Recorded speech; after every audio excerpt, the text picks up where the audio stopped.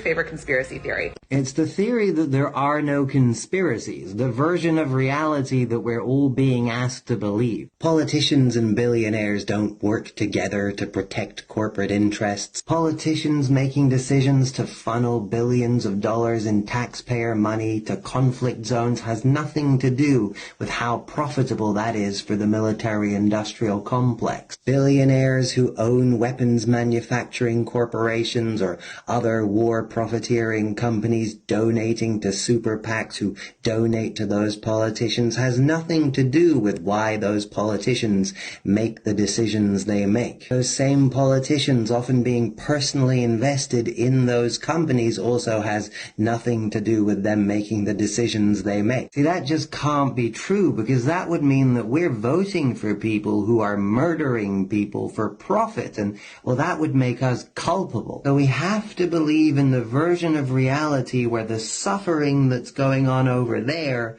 has nothing to do with the profiting that's going on over here. Resource-wealthy developing nations constantly being destabilized and taken over by corrupt leaders willing to play ball with Western corporations at the expense of their own people is also a coincidence. That's just corruption happening over there. That has nothing to do with the West. The fact that Western corporations are the ones profiting the most from those circumstances doesn't mean that those Western corporations are actually actively doing anything to help create those circumstances. The fact that the worst times always end up being the best times for the richest people is also a coincidence. Financial crashes and pandemics always seeming to lead to situations where the wealthiest people among us end up doubling their net worth is a complete coincidence, and the fact that it keeps happening that way doesn't indicate any sort of discernible pattern. There is no conspiracy. That's my favorite conspiracy theory. The powerful people aren't working together to